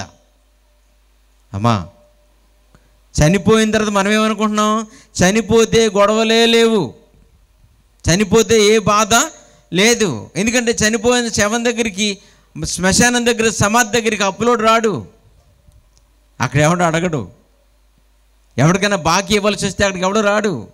కనుక చచ్చిపోతే బాగుండు అనుకుంటున్నాం. కానీ దేవుడు అంటున్నాడు, చనిపోయిన తరువాత ఏదో జరుగుతుంది. పోయిన వాళ్ళకి పోకముందే మనం తెలుసుకోవాలి. వింటారండి? చనిపోయిన తరువాత ఏమి జరుగుతుందో వారితో ఎవరు చెబుతారు? ఎందుకంటే చెప్పాలి, ఇది కావాలి ప్రజలకి. చనిపోతే ఏమీ లేదనుకుని వెళ్ళిపోతున్న అమాయకులకు చనిపోతే ఏదో జరుగుతుందనే విషయం తెలియాలి. ఎందుకంటే చనిపోయిన తర్వాత నరకం ఉంది, చనిపోయిన తర్వాత తీర్పు ఉంది, చనిపోయిన తర్వాత శిక్ష అనుభవించవలసిన సందర్భం ఉంది. ఎంత కఠినమైన జీవితాన్ని రెండో భాగంలో మన కొరకు ఉంది. అందుకే మీకు చెప్పాను, భూమి మీద ఈ జీవితం పార్ట్ 1, చనిపోయిన తర్వాత అనుభవించేది పార్ట్ 2. పార్ట్ 1 పర్లేదండి, పార్ట్ 2 చాలా కష్టమండి, చాలా కష్టమండి. అందుకే చనిపోయిన తర్వాత ఇవన్నీ జరుగుతున్నాయి అంటున్నాడు. చూడండి, ప్రకటన గ్రంథంలో 20వ అధ్యాయము. చనిపోయిన తర్వాత ఏం జరుగుతుందో వారితో ఎవరు చెప్తారన్నాడు కదా. ఏం జరుగుతుందో చూడండి రాత్రి మీరు. మనం వెళ్ళిపోయిన వాళ్ళు ఎక్కడికి వెళ్ళిపోయారు? సమాధిలో ఉన్నారనుకుంటున్నారా? అందుకే మనం ఈస్టర్కి వెళ్ళిపోయి యేసుప్రభు గారు లేచాడని సమాధులన్నీ అలికేసి వస్తున్నాం. వాళ్ళు ఎలాంటి బాధలో ఉన్నారో తెలుసండి? మహానుభావులు ఎవరైనా చనిపోతే మంచి మంచి విగ్రహాలు కడతాం వాళ్ళకి, మనం మంచి మంచి ఫ్లెక్స్లు వేయించుకుంటాం, మంచి మంచి స్థితిలో వాళ్ళు ఉన్నారని తలుచుకుంటూ ఉంటాం. కానీ వాళ్ళు ఎక్కడున్నారో తెలుసా? వాళ్ళు ఏమైపోయారు తెలుసా? చనిపోయిన మన వాళ్ళు చనిపోయారు అని సమాధులు అలగడానికి వెళ్తున్నాం కదా, వాళ్ళు ఎక్కడున్నారో చూడండి ఈరోజు. ఎందుకంటే ఇది చూస్తేనే మనకు అర్థమవుతుంది. ఎందుకంటే బైబిలు దైవ గ్రంథం కనుక, దేవుడు చెప్పిన మాట కనుక మీరు మనసును పెట్టాలి. చూడండి ఎక్కడున్నారో. ప్రకటన గ్రంథము 20వ అధ్యాయము 12 నుంచి చదువుదాం ప్రియులారా. మరియు గొప్పవారేమి, కొద్దివారేమి, మృతులైన వారందరూ ఎవరు చనిపోయారని శ్మశానంలోకి వెళ్ళి సమాధులు అలుగుతున్నామో ఆ చరిత్ర గురించి తండ్రి చెప్తున్నాడు. చూడండి, ఆ సింహాసనము ఎదుట మృతులైన వారందరూ, చనిపోయిన వారందరూ యేసుక్రీస్తు ప్రభు వారి యొక్క సింహాసనం ఎదుట నిలవబడ్డారంట, నిలవబడబోతున్నారు. ఆలోచించండి ప్రియులరా. చనిపోయిన వాళ్ళందరూ సర్వ సృష్టికి కారకుడైనటువంటి తమ్ముడు సోమరాజు గారు చూడండి, పిల్లలు చేస్తున్నారు. చనిపోయినటువంటి ప్రతి వారు కూడా దేవుని బిడ్డలారా, ఈ మాట చదువుతుంటే అందరూ కూడా క్రీస్తు ప్రభువారి యొక్క న్యాయ పీఠం ఎదుట ప్రత్యక్షం కావలసి ఉంది. ఇక్కడ లేరు వాళ్ళు. చనిపోయిన వాళ్ళు ఇక్కడ ఉండరు. దేవుని బిడ్డలారా, మీరు బాగా ఆలోచించాలి. చనిపోయిన వాళ్ళు ఇక్కడ లేరు. మరి ఆయన న్యాయపీఠం ఎదుట వాళ్ళందరూ ప్రోగు చేయబడతారంట. చదువమ్మా. ఆ సింహాసనం ఎదుటను నిలవబడినట్టు చూచి తిని అప్పుడు గ్రంథములు విప్పబడినాయంటండి. ఏంటమ్మయ్యి? చనిపోయిన వాళ్ళు తీర్పులోకి వస్తే ఆ వచ్చిన వాళ్ళ గురించి, అంటే మన గురించి, మనం కూడా అక్కడికి వస్తాం, మన గురించి దేవుడి దగ్గర గ్రంథాలు రాయబడుతున్నాయంటే మీరు మర్చిపోకండి. నా పాపం ఎవరికి తెలుసండి? నేను దొంగతనం చేస్తే ఎవడు చూసాడండి అంటాం. చాలామంది దొంగతనం చేసేవాళ్ళని మీరు చూస్తేనండి, ఇక్కడ ఏదైనా పరస ఉందనుకోండి, బాగా వినాలి. దొంగతనం చేయడానికి ఇక్కడ ఏదైనా నోటు కట్ట కానీ, పరస కానీ, సెల్ ఫోన్ కానీ ఉందనుకోండి, దొంగిలించేవాడు ఏమొస్తాడు? చూసి ఏమంటాడు? చూసి ఇలా చూస్తాడు, తిన్నగా చూస్తాడు. ఎవరు లేరనుకోండి ఈ పక్కకు చూస్తాడు. ఇక్కడ ఎవరు లేరనుకోండి ఆ పక్కకు చూస్తాడు. ఇక్కడ ఎవరు లేరనుకోండి వెనక్కి చూస్తాడు. ఎవరు లేరనుకోండి టక్కుమంది జీవెడతాడు, పైకి చూడ్డు. అర్థందండి? ఎక్కడికి చూడ్డు? పైకి. ఇలా చూడకపోయినా ఇలా చూడకపోయినా పర్లేదు, అలా చూడాలి ఎప్పుడు అనుకోండి మనం. ఎవరున్నారు అక్కడ? సీసీ కెమెరా ఉంది. తెలుసా మీకు? బట్టల షాపులో, బంగారం షాపులో, ఎయిర్పోర్ట్లో ఉన్నాయనుకున్నారు సీసీ కెమెరాలు. మనిషికి చావు తెలివితేటలు రాకముందే అంతరిక్షాన్ని, ఆకాశాన్ని అధిగమించిన దేవుడు, ప్రపంచానికి కనిపించిన అతిపెద్ద కెమెరాగా పరలోకంలో ఉన్నాడు. ఆయన దృష్టికి కనపడని సృష్టం ఏదియో లేదు, అన్నీ చూస్తున్నాడు. అందుకే మీరు ఏ తప్పు చేయాలనుకున్నా ముందు పక్కలకు కాదు, పైకి చూడండి. మీ పక్కన ఎవరు లేకపోయి ఉండొచ్చు. దీన్ని తీసుకుని పోవడానికి మీ చుట్టుపక్కల సరౌండింగ్స్లో ఎవరు లేకపోయి ఉండొచ్చు, పర్వాలేదు. కానీ పైకి చూడాలి. ఏ తప్పు చేయాలనుకున్న మనిషి పైకి చూస్తే పైన ఎప్పుడు మెలకుగా ఉండే దేవుడు ఒక ఆయన ఉంటాడు అక్కడ. ఆయన భూమి మీద పుట్టిన ప్రతి మనిషి గురించి వ్రాసుకోవడానికి పరలోకంలో గ్రంథాలు తెరుస్తాడంట. ఈ మాట ఎలాగుందంటేనండి, ఓ రౌడీ షీటర్ ఉన్నాడు అనుకోండి, హత్యలు చేసేవాడు ఉన్నాడు అనుకోండి, అతని గురించి పోలీస్ స్టేషన్లో రికార్డు ఉంటుంది. ఏముంటుందమ్మా? రికార్డు. అందుకే ఎక్కడైనా సరౌండింగ్స్లో ఏదైనా మర్డర్ జరిగితే ఫస్ట్ పోలీసు వాళ్ళు రికార్డు ఓపెన్ చేస్తారు. చేయగానే అయ్యగారి పేరు ఉంటుంది. పలానా బుల్లబ్బాయి అంటే ఎవడేడు, ఒరే అక్కడ జరిగింది కదా, ఒకవేళ వీడేమో చూడండి అంటారు ఫస్ట్. రౌడీ షీట్ల పేరు మీద రికార్డు ఉంటుంది స్టేషన్స్లో, గ్రంథాలు ఉంటాయి కదా. ఒకవేళ ఆ రౌడీ షీటర్ చచ్చిపోయాడు అనుకోండి, చచ్చిపోతే వాడి పేరు మీద ఉన్న రికార్డు ఏం చేస్తారమ్మా? తీసి పడేస్తాడు. లేడు కదా, ఇంకా మరి చచ్చిపోయాడు కదా, లేడు కనుక కేసు కట్టేసి గ్రంథాన్ని కొట్టేసి మిద్ది మీద వేసేస్తారు. ఇక్కడ రౌడీ షీటర్ మీద చచ్చిపోడు కనుక ఉన్న ఆ కేసు ఇక్కడ క్లోజ్ చేశారు. ఇక్కడ రికార్డు కట్టేసి పైన పడేశారు కదా, ఇక్కడ కట్టేసిన రికార్డు అక్కడ తీస్తున్నాడు దేవుడు. అర్థమైందా? మన మీద పోలీస్ స్టేషన్లో పోయిన కేసు, చాలామంది అంటారు కదా జడ్జి గారు కేసు కొట్టేశారు అంటారు. జడ్జి గారు కొట్టేశారు అబ్బాయి, ఆయన పరమ జడ్జి గారు కొట్టడు. తెలుసండి, జడ్జి గారు కేసు కొట్టేశారంటారు కదా, ఈయన కొట్టేస్తారు పాపం, మంచి ఆయన ఈ జడ్జి గారు, ఆయన అలాంటివాడు కాదు, ఆయన కేసు కొట్టడు. మళ్ళా చెప్తున్నాను, ప్రపంచ మనుషులే కాదు మనల్ని క్షమించవలసింది. మనం చేసిన తప్పుని క్షమించేది మనమే కాదు, మన పెద్దలే కాదు, మన కోర్టులు, మన న్యాయ వ్యవస్థలు, మన పోలీసు వారే కదండి. పరలోకమందున దేవుడు కూడా ప్రతి వాళ్ళని క్షమించాలి. ముందు ఆయన చేత క్షమాపణ పొందుకోవాలండి. ఓయ్ మర్చిపోకండి. మనల్ని ఎవరు క్షమించాలమ్మా? దేవుడు క్షమించాలి, మనుషులు క్షమించాలి, దేవుడు క్షమించాలి. ఒకవేళ మనుషులు క్షమించకపోయినా ఏదో రకంగా చచ్చిపోయే లోపు ఆయన పాదాలు పట్టుకుని క్షమాపణ కోరుకోవాలి. ఆయన గనక మనల్ని క్షమించకపోతే మన జీవితం తల్లకిందులైపోతుంది. తీర్పులోకి వెళ్ళిన తర్వాత ప్రభువా నేను నేరస్తునంటావేటి, భూమి మీద జడ్జి గారు కొట్టేశారు కదా నాకు కేసు అంటావా, ఆయన ఎవరయ్యా కొట్టేస్తాకంటాడు. అప్పుడు ఏమా మన ప్రీతమ న్యాయమూర్తులు, మన గౌరవ న్యాయమూర్తులు మన చట్టాల ప్రకారంగా మన కేసుని మాఫీ చేసి మన నిర్దోషిని తేల్చిన, మనిషిని దోషిని నిర్దోషిగా తేల్చిన దేవుడు ఒకే ఒక ఆయన మన తండ్రి. చూసారా, ఇక్కడ కోర్టుల్లో, న్యాయ వ్యవస్థలో, పోలీస్ వ్యవస్థలో మన కేసుని మాఫీ చేసి మన రికార్డు క్లోజ్ చేస్తే చచ్చిపోయిన వాడి రికార్డు అక్కడ ఓపెన్ అవుతుందంట. అంటే ఇక్కడ రాసినట్టు మన నేర చరిత్ర అక్కడ రాస్తున్నాడు, ఇక్కడ రాసుకున్నట్టు మన డైరీ అక్కడ కూడా రాయబడుతుంది. మీరు మంచి చేస్తే మంచి రాసుకుంటాడు, మీరు చెడు చేస్తే చెడు రాసుకుంటాడు. చెడు ఎందుకు రాసుకుంటాడు అనుకుంటారా? చెడు రాసిన వాళ్ళని శిక్షించడానికి పాతాళ లోకం ఒకటి ఉంది, సెంట్రల్ జైలు లాంటిది. పాతాళ లోకం అంటే ఏమనుకుంటున్నారమ్మా? పాతాళ లోకం అంటే నేరస్తులను శిక్షించడానికి దాచిపెట్టే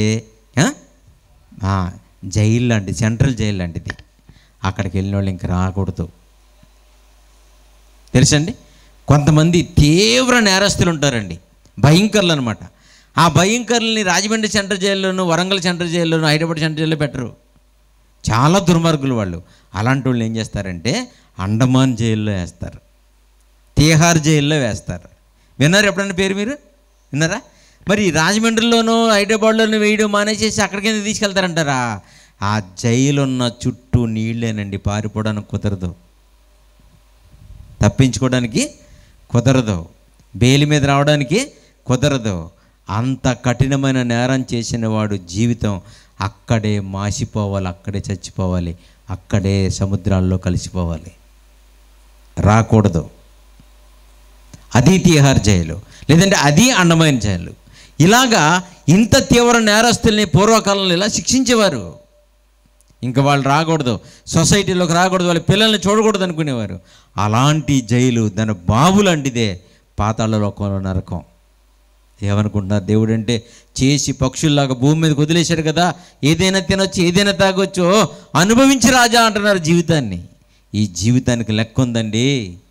ఈ జీవితాన్ని మనకిచ్చిన దేవుడు అందరిలాంటి వాడు కాదండి. ఇక్కడ నీ నేరాన్ని ప్రభుత్వం వారు క్షమించినా నీ నేరాన్ని రాసుకున్న దేవుడు మనల్ని క్షమించాలంటే మీరు ఆయన కోసం బ్రతకాలి, ఆయన పాదాలు పట్టుకోవాలి. తండ్రి తప్పైపోయింది, నన్ను క్షమించు, నాకు శిక్ష విధించకయ్యా, నాకు రక్షణ కావాలి ప్రభువా, నేను ఇంకా తప్పు చేయనని మీరు ఆయనకు మాట ఇవ్వాలి. చూసారా, ఆయన ఎదుట గ్రంథములు విప్పబడును, మరియు జీవగ్రంథమును వేరొక గ్రంథమును విప్పబడును. ఆ గ్రంథముల యందు రాయబడి ఉన్న వాటి ప్రకారముగా తన క్రియలు చొప్పున జీవగ్రంథంలో పేరు రాస్తారని పేరు విన్నారమ్మా? ఇప్పుడు మీరు విన్నారా చాలాసార్లు? జీవగ్రంథంలో ఎవరి పేరు ఉంటుందమ్మా? మన పేర్లు దేవుడు రాస్తారంట కదా.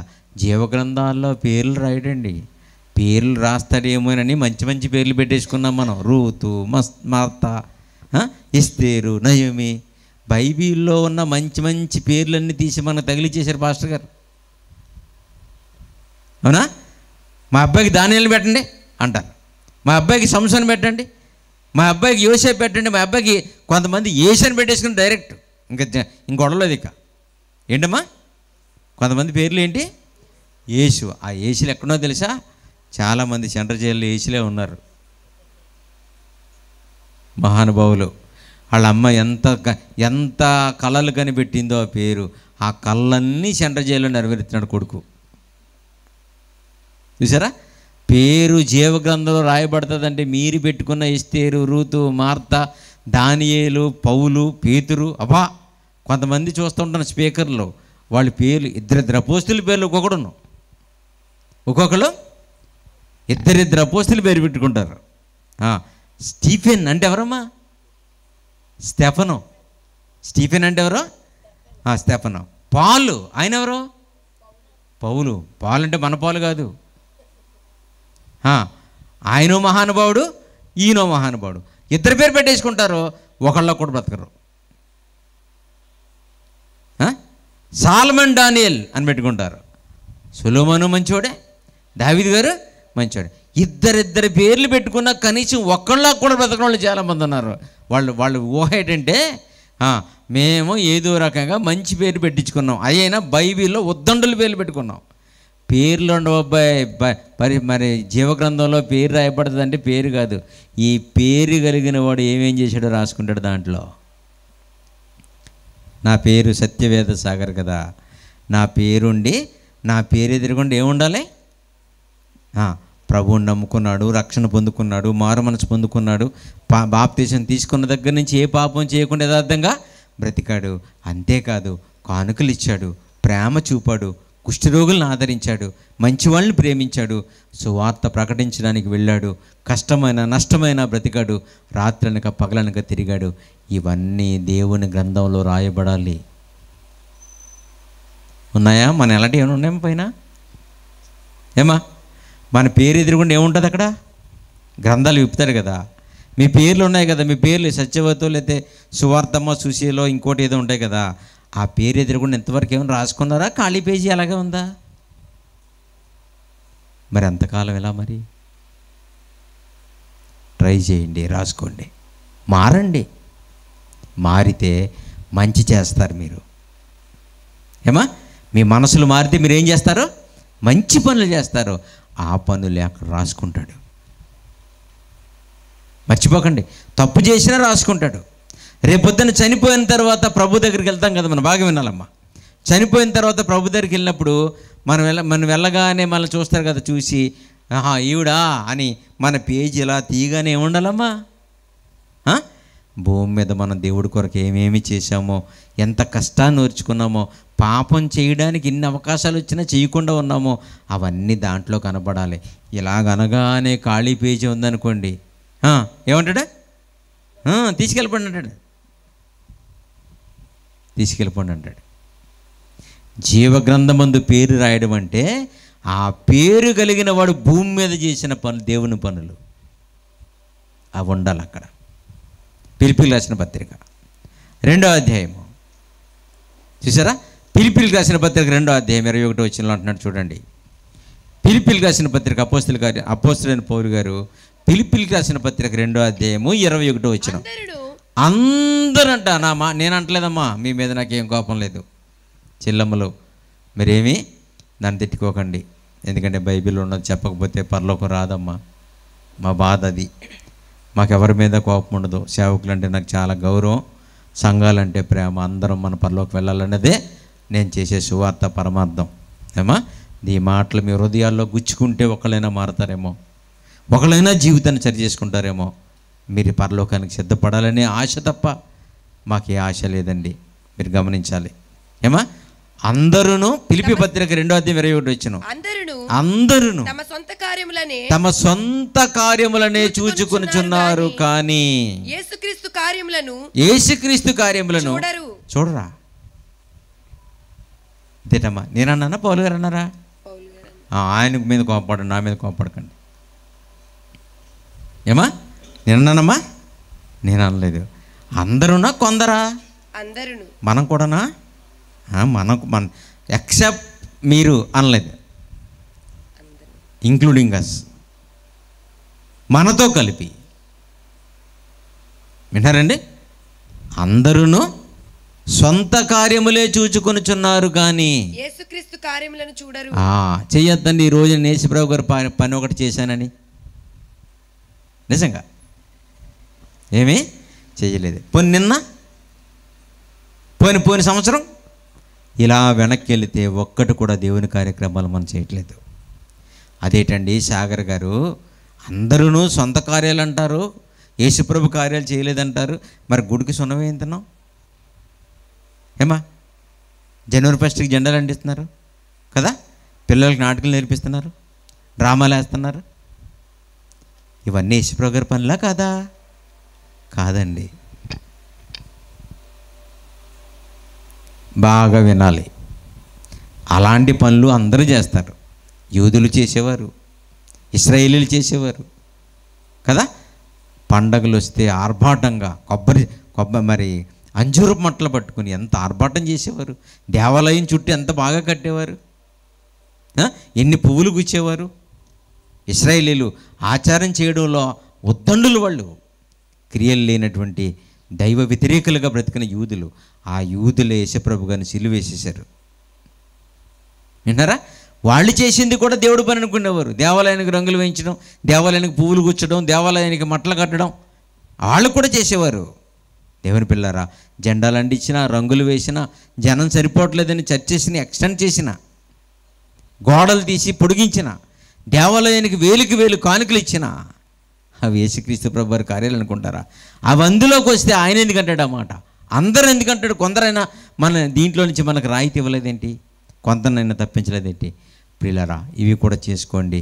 మనం ఉండాలి, మన పిల్లలు ఉండాలి, బైబిల్ నేర్చుకోవాలి, భక్తి నేర్చుకోవాలి. కనుక ఇలాంటివి కూడా మనకి అవసరం. కానీ ఇవే కాదు, దేవుని పనులు కూడా మనం చేయవలసినవి ఉన్నాం.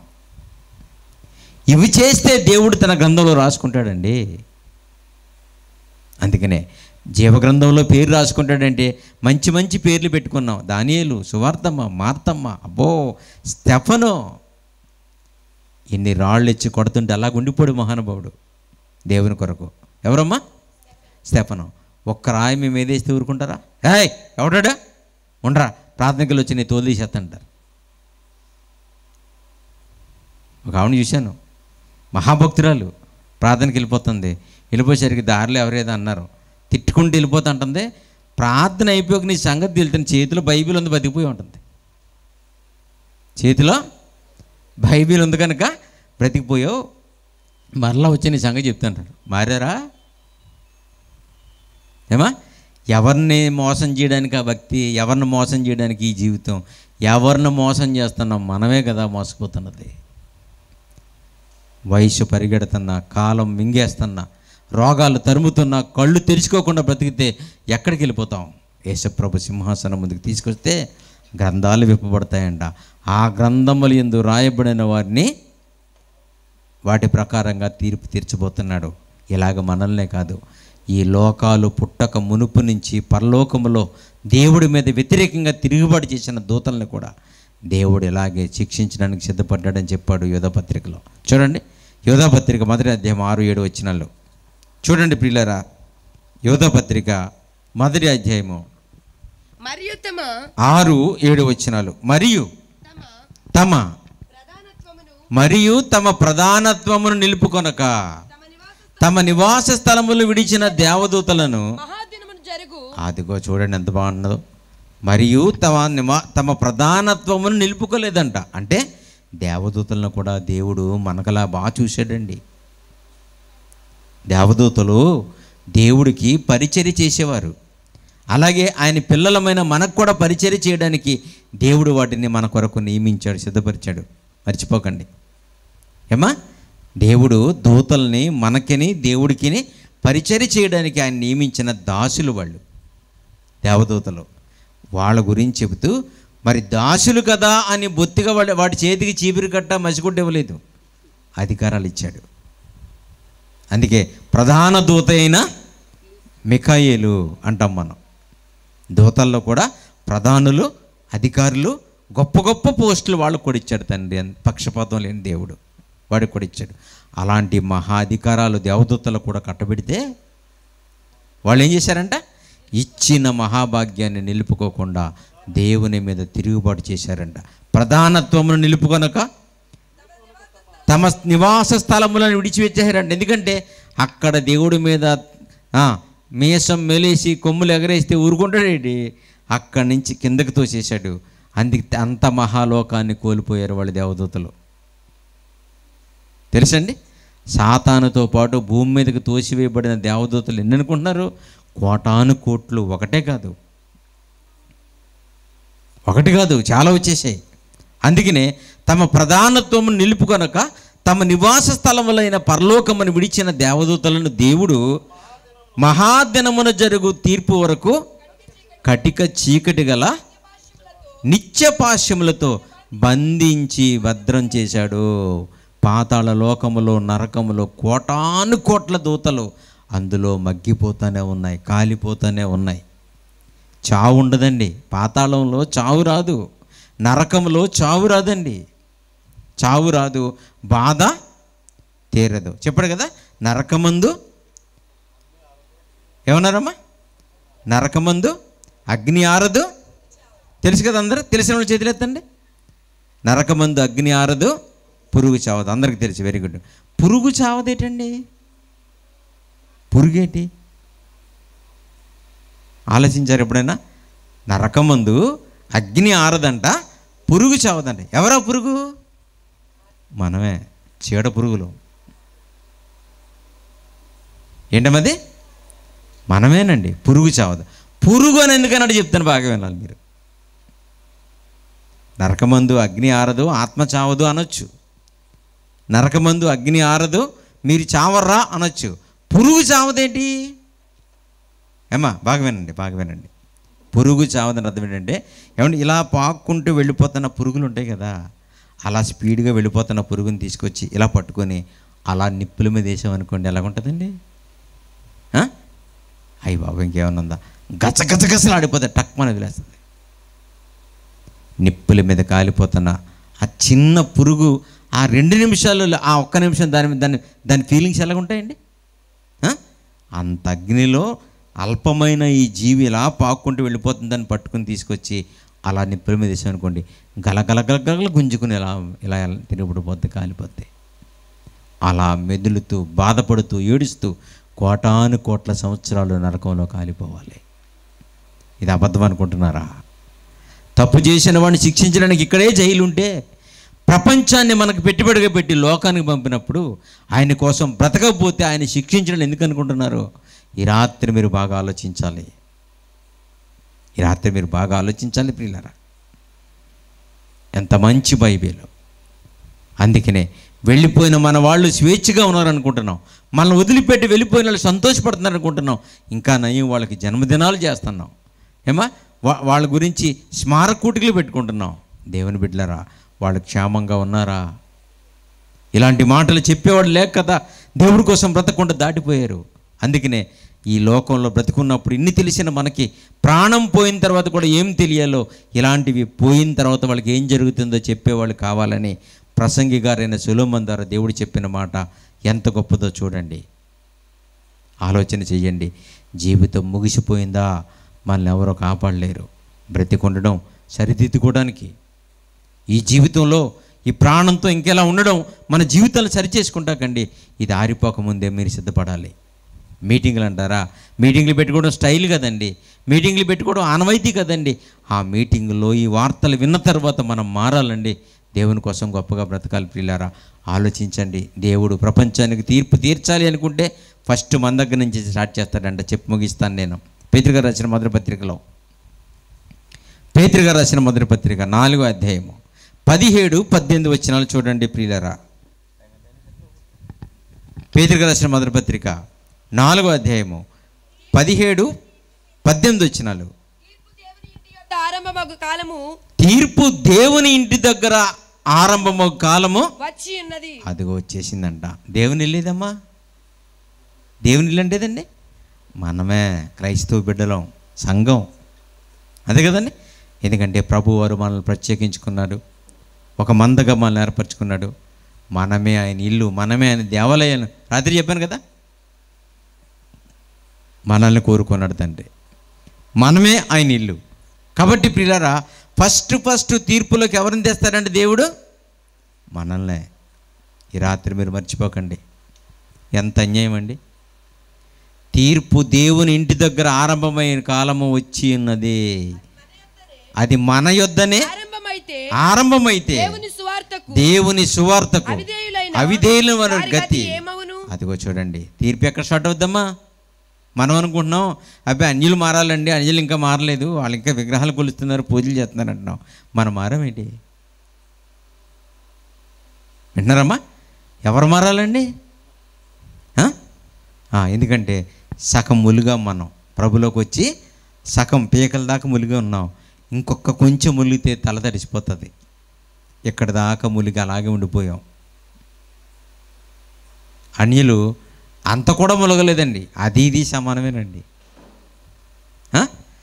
అన్యులుగా ఉండి ప్రభువు నమ్ముకున్న వాళ్ళు ఎలా, నమ్ముకోలేని వాళ్ళు బాగా వినాలమ్మా. అన్యులుగా ఉండి ప్రభువుని నమ్ముకోలేని వాళ్ళు ఎలాంటి వాళ్ళు, ప్రభులోకి వచ్చి ఇంకా మారిన వాళ్ళు కూడా అన్యులే. అన్యులంటే ఎవరండి? అన్యులంటే దేవుణ్ణి నమ్మని వాళ్ళు, నమ్ముతామని వచ్చి నటించేవాళ్ళు కూడా అన్యులే. వేషధారులైన మనం కూడా అన్యులమే. అర్థం కాలేదా? అయితే ఉదాహరణ చెప్తాను. ప్రభుత్వం వారు 100 మార్కులకు పరీక్ష పెట్టి, ఎన్ని మార్కులకమ్మా? 100 మార్కులకి పరీక్షలు పెడతారు. ఇప్పుడు కూడా చాలామంది అవే రాస్తూ ఉంటాం మనం. సోషల్ 100 మార్కులకి, ఇంగ్లీషు 100 మార్కులకి, తెలుగు 100 మార్కులకి, మ్యాథ్స్ 100 మార్కులకి, ఇలాగ ఉంటాయి కదా. 100 మార్కులకి పరీక్ష పెడతారు. ఎన్ని మార్కులు రావాలమ్మ మనకి? ఎన్నైనా రావచ్చు, ఎన్నైనా రావచ్చు. కనీసం ఎన్ని రావాలి? అదిగో 100కి ఎన్ని రావాలమ్మా? 100కి 100 రావచ్చు. 100 ఎందుకు వచ్చాయి అనరు, బాగా వచ్చినారు నీకు అంటారు. కనీసం కూడా ఉంది దాంట్లో. 100కి 100 రావచ్చు, 100కి కనీసం 35 మార్కులు రావాలి. పాస్ అంటే ఎంతమ్మా? బాగా వినాలి. 35 మార్కులు వచ్చిన వాళ్ళు పాసే, 100 మార్కులు వచ్చిన వాళ్ళు పాసే. 34 వచ్చిన వాళ్ళు ఎవరమ్మా? ఫెయిల్. Very good. 34 మార్కులు వచ్చిన వాళ్ళు ఎవరమ్మా? ఫెయిల్ అయిపోయినట్టు. 2 మార్కులు వచ్చిన వాళ్ళు ఎవరమ్మా? ఫెయిల్ అయిపోయినట్టేనా? అంటే నాకు ఏమర్థమైందంటే ఫెయిల్ అయిపోతాక 34 ఏంటి, 2 ఏంటి, 2 ఒకటే. కొంతమంది అంటుంటారు 1 మార్కులో పోయిందంటారు. 1 మార్కులో పోయినా ఒకటే రా బాబు, 2 మార్కులో పోయినా ఒకటే, 2 వచ్చి పోయినా ఒకటే, 34 వచ్చి పోయినా 2 మార్కులు వచ్చినప్పుడు ఫెయిల్ అయిపోయినట్టే, 34.5 వచ్చినప్పుడు ఫెయిల్ అయిపోయినట్టే. కాకపోతే అటు గొప్పగా చెప్పుకుంటాడు 6 మార్కులో పోయిందని, ఇటు సంతోషంగా చెప్పుకుంటాడు 2 మార్కులు వచ్చాయని. పోవడానికి 2 వస్తే ఏంటి, 32 వస్తే ఏంటి, 2 ఒకటే. విన్నారమ్మా? ఫెయిల్ అయిపోవడానికి 34 వస్తే ఏంటి, 2 మార్కులు వస్తే 2 సమానమే. అలాగా ప్రభులోకి వచ్చి దేవుడి కోసం మనసు మార్చుకోలేని మనం ఒకటే, దేవుడిని నమ్ముకోలేకుండా బయట ఉన్న అన్ని జనాంగం కూడా ఒకటే. మనకి ఎంతసేపు వాళ్ళ మీద కొనబడి వాళ్ళు ఇంకా మారలేదండి, వాళ్ళు మారాలి, అన్యుల కోసం ప్రార్థన చేయాలి. మీరు మారారేంటి? మనం మారామా? మార్పు అంటే ఇలా ఉంటుందా? ఏం మానుకున్నాం? దేవుడిని నమ్ముకున్నాం కదా మన జీవితంలో. దేవుని బిడ్డలారా, యేసు ప్రభు నమ్ముకున్నాను చెప్పుకునే మనకు 34 మార్కుల్లో ఫెయిల్ అయిపోతాం. ప్రభువు నమ్ముకోలేని చెప్పుకునే వాళ్ళు 2 మార్కుల్లో ఫెయిల్ అయిపోతారు. ఫెయిల్ అయిపోవడానికి 34 వస్తే ఏంటి, 2 వస్తే ఏంటి, 2 ఒకటే. ట్రై చేయండి. యేసు ప్రభు గారు మన మీద ఏ భారం లేకుండా కనీసం 35 మార్క్స్ అన్న తెచ్చుకుని పరలోకం రావాలని మన దగ్గరికి వచ్చాడండి. 100 మార్కులు తెచ్చుకున్న మహానుభావులు పౌలు, పేతురు, యెషయా, యిర్మీయా వాళ్ళు మెరిట్ స్టూడెంట్స్ కదా. పౌలు గారిలాగా మనం అన్నీ కూడా పెంట కింద ఎంచుకోలేము. ఆయనకు 100 మార్కులు వేసేసాడు తండ్రి. మీరేం చేయాలి? కొన్నైనా పెంట కింద ఎంచుకోండి. 35 వస్తాయి. ఏదో రకంగా గండేస్తాం బయటికి. ఈ రాత్రి బాగా ఆలోచించాలి. ఎవరు మారాలి? ఎవరమ్మా చెప్పండి? మనం మారాలి. సభలు మారడానికే, ఖర్చు మారడానికే, బిడ్డల గుప్పులు విప్పి ఇంత కార్యక్రమం చేసింది మన మార్పు కోసమే. ఇది పండగ కాదండి. దీనివల్ల వినెళ్ళిపోతే మీకు ఏ లాభం ఉండదండి. మేము అందరిలా చెప్పమండి, నేను వచ్చాను చెప్పి వెళ్ళిపోనంటే నాకు ఏంటి వస్తుందండి? ఆలోచించండి పిల్లరా. మీరు ఖర్చు పెట్టుకుంటున్నారు, అన్నం పెడుతున్నారు, డబ్బులు ఇస్తున్నారు, అన్నీ చేస్తున్నారు. ఇన్ని చేసినా మీరు నరకం వెళ్ళిపోతే ఆ జీవితానికి అర్థం ఉందా? అందుకే తీర్పు ఎక్కడ స్టార్ట్ అవుతుంది? మన యొద్దనే. ఎంత కరెక్ట్గా ఉందో చూడండి బైబిల్లో. తప్పించుకుంటామా? ఏం చెప్తామని దేవుడికి మరి ధైర్యంగా ఉన్నాం మనం? తండ్రికి ఏం చెప్తాం? త్యాగం చేసిన ప్రభు వస్తే ఆయనకి ఏం చెప్తాం? ఏం చెబుదామని ఇంత ధైర్యంగా ఉన్నాం ప్రియులారా? ఈ రాత్రి ఆలోచించాలి. ఇంకా సమయం ఉందో మనకి. ఇప్పుడైనా మారాలి, ఇప్పుడైనా తెలుసుకోవాలి, ఇప్పుడైనా యథార్థంగా ఉండాలి. అందరూ సొంత కార్యములను చూచుకునిచున్నారు కానీ యేసుక్రీస్తు కార్యములను చూడరు అనిపించకూడదు. రే నా కోసం ఏం చేసావురా అని అనకూడదు తండ్రి. ఆయన కోసం అనేకమైన పనులు చేయాలి. మనం అనేకమైన ఆత్మలు రక్షించాలి. మనం రక్షించుకోవాలి, మన కుటుంబాన్ని రక్షించుకోవాలి. ఎవరికి ఈ భూమి మీద ఏది శాశ్వతం? ఎవరికి ఏది శాశ్వతం చెప్పండి ప్రియులారా?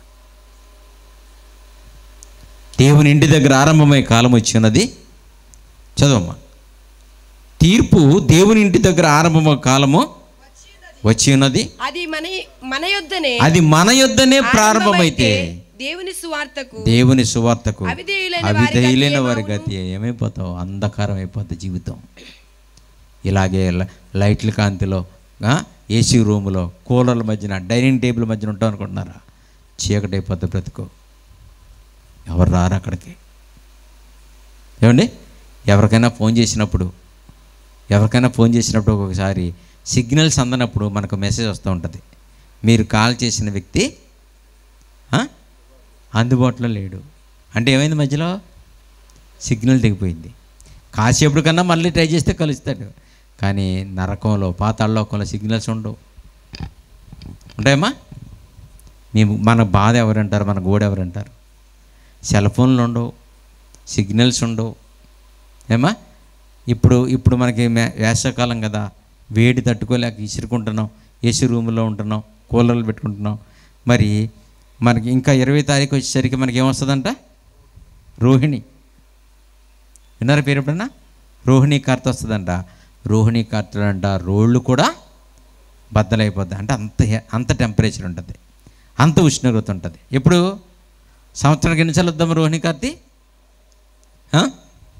ఒకసారి. కానీ నరకంలో ప్రతిరోజు రోహిణి కార్తే. ఏమా ఏం చేద్దాం? కరెంట్ ఉండదు, కూలర్ ఉండదు, ఏసీ ఉండదు. ఎక్కడ? నరకంలో. పోనీ ఎవరికైనా ఫోన్ చేసి ఎలాగుందరా అని చెప్తాకి సిగ్నల్స్ ఉండవు, సెల్ ఉండదు. ఏం చేద్దాం మరి? కదండి? అక్కడ 2 పనులు ఉంటాయంట. ఏంటమ్మా? ఏడుపును పండ్లు కొరకడం అంట. పండ్లు కొరకడం యాపిల్ పండ్లు, ద్రాక్ష పళ్ళు ఇవి కాదు, అవి కొరికేశారు. వాటి సంగతి తేల్చేసాం మనం భూమి మీద. ఏడుపును పండ్లు కొరకడం అంటే ఏంటమ్మా? ఓపుకున్నంతసేపు ఏడవడం, ఓపుకు లేనప్పుడు పటపటపడపన బట్టలు లేనప్పుడు నవ్వులుతాం పళ్ళు. కొంతమంది నిద్రలో పళ్ళు నవ్వుతారు చూసారు మీరు? వాడు నిద్రలో నవ్వులుతాడు, మనం మెలుగుకుండా నవ్వులిపోతున్నాం అక్కడ. అది దేవుడు మనల్ని ప్రేమించి జరగబోయే కండిషన్స్ వెళ్ళకముందే ఇవన్నీ మనకి చెప్పేశాడు. సిద్ధపడతారా? అలాంటి భయంకరమైన స్థానానికి వెళ్ళకూడదని మన ప్రభువు మన దగ్గరకు వచ్చాడు. ఏం కష్టపడ్డాడో చూసారా? అన్నం తిన్నాడా? నిద్రపోయాడా? సుఖపడ్డాడా? సిలువను ఎక్కడానికి కూడా సిద్ధపడ్డాడు. ఎందుకు తెలుసా? అక్కడికంటూ మనం వెళ్ళకూడదని, అక్కడ క్షేమం లేదని, అక్కడ సంతోషం లేదని, అక్కడ ఇబ్బంది అని, అక్కడ నరకమని, వేదనని, ప్రభు అక్కడికి వెళ్ళొద్దని అక్కడికి వస్తే ఇంకా అలాగుంటారా? ఇంకా అలాగే బ్రతుకుతారా? మారండి. ప్రార్థన చేసుకుందా, లేచిన పడదాం. దేవుని బిడ్డలారా, ప్రార్థన చేసుకుందాం. జాగ్రత్త అండి. విలువైన జీవితం దేవుడు మనకి ఇచ్చిన బ్రతుకు చాలా గొప్పది ప్రియులారా. తీర్పులోకి రాకూడదు. ప్రభు పాదాల దగ్గర పట్టుకొని బ్రతిమిలాడండి. ఈ లోకపు పెద్దలు మనల్ని క్షమించినా దేవుడు మనల్ని క్షమించడు. ఆయన క్షమిస్తే మనకు పరలోకం వస్తుంది. చేసిన తప్పులు ఒప్పుకుందాం. తండ్రి, ఇక నీ కోసం చేయను, నీ సత్యం నాకు అర్థమైంది, నీ మనసు తెలిసిందని దేవుడిని అడుగుదాం. దేవుని బిడ్డలారా, నోరు తెరవండి, దేవుడిని అడగండి. వేదనకరమైన స్థలంలోకి వెళ్ళకూడదు. ఇది కథ కాదు, మొదటి భాగమైన ఈ జీవితం భూమి మీద ముగిసిపోయిన తర్వాత పార్ట్ 2 ఉంది. చాలా భయంకరం అది, చాలా భయంకరం చెల్లెమ్మ, తమ్ముడు, చాలా భయంకరం అది. అక్కడ వెళ్ళకూడదనే ప్రభు ఇక్కడికి వచ్చాడు. ఆలోచన చేయండి. మీరు, మీ పిల్లలు, మీ కుటుంబం, మీ భర్త, మీ భార్య అందరం కలిసి సంతోషంగా దేవుడి దగ్గరికి వెళ్ళాలంటే మీరు మారండి, సమాజాన్ని మార్చండి, దేవుని కార్యక్రమాలు చేయండి. ప్రార్థన చేసుకుందాం. దయగలిగిన తండ్రి, ప్రేమగల ప్రభువా, మా గురించి శిక్షకు వెళ్ళకముందే మాకు తెలియవలసిన జ్ఞాన సంగతులు పరిశుద్ధ గ్రంథమైన బైబిల్లో ముద్రించారు. మీకెంత ప్రేమ తండ్రి. మీరు ప్రేమించినట్టుగా ప్రపంచంలో మమ్మల్ని ఎవరు ప్రేమిస్తారు? మా కళ్ళు తెరిపించి మీ బిడ్డలకు మధురమైన మాటలు చెప్పడానికి సంవత్సరాల నుంచి తరిచి బైబిల్ చదివిన సంగతులు, మహాజ్ఞానాన్ని ప్రజల మధ్య చెప్పడానికి కృప చూపించారు. స్థానికంగా చిన్న సేవకులుగా ఉన్న సోమరాజు గారిని, సంఘాన్ని, పెద్దల్ని, సంఘ బిడ్డలను ఆస్వాదించండి. చిన్న గ్రామంలో మధురమైన మాటలు చెప్పడానికి మీకు కృప చూపించారు. వేదిక బదన్న సేవకులు దూర ప్రాంతాల నుంచి ఇచ్చారు తండ్రి. వారిని, వారి సంఘాలని దీవించండి, వారి కుటుంబాలను ఆస్వాదించండి. నిరుపేదలుగా బ్రతికిన మా దేవుడు గొప్పవాడని, ఆయన ఏమున్నా లేకపోయినా పరలోకానికి చేరుకోవాలని, తీర్పులోకి రాకూడదనే కదా ప్రభువును మా మధ్యకి పంపించారు. మీ బిడ్డలందరూ గమనించుకొని మారడానికి సహాయం చేయండి. ఇంకా ఒకవేళ రక్షణ లేని బిడ్డలకు రక్షణను, ఆయన సమాధానం లేని బిడ్డలకి సమాధానాన్ని కలిగించండి. పరలోకం మహాభాగ్యం తండ్రి. అందరూ రావాలని మీ మనసు ఎంత గొప్పది. ఏ ఒక్కరూ నశించిపోకూడదని మీ తీర్మానం ఎంత ఉన్నతమైంది. నాయన, మీ సంఘంలోకి బిడ్డలందరూ నడిపించండి, సంఘాన్ని ఆశీర్వదించండి, కష్టపడి ఇచ్చిన ప్రతి హస్తాన్ని దీవించండి. విడిచి వెళుతున్న గ్రామాన్ని, బిడ్డల్ని, సంఘాన్ని, సేవకుల్ని, వెళుతున్న మాకు, మా కుటుంబాలకి మీ ఆదరణ ఉంచండి తండ్రి. మీ మేలు కొరకు ఎదురు చూసేవాళ్ళు తండ్రి, మీ ప్రేమ కొరకు ఎదురు చూసేటట్టుగా మా ప్రభు రాకడ కొరకు ఎదురు చూసి జీవితాలు సరిచేసుకునే భాగ్యం దయచేయండి. నాయన, అనారోగ్యంగా ఉన్న బిడ్డలకు ఆరోగ్యాన్ని ఇవ్వండి, సమస్యలతో ఉన్న బిడ్డలకి పరిష్కారాన్ని చూపించండి. నా ప్రభు సన్నిధిలో ఎదగడానికి ఏది అడ్డుగా ఉందో దాన్ని తొలగించండి. యేసు క్రీస్తు ప్రభు వారి పేరట ప్రార్థించి అడిగి వేడుకొంచున్నాము తండ్రి, ఆమేన్. కూర్చుందామండి.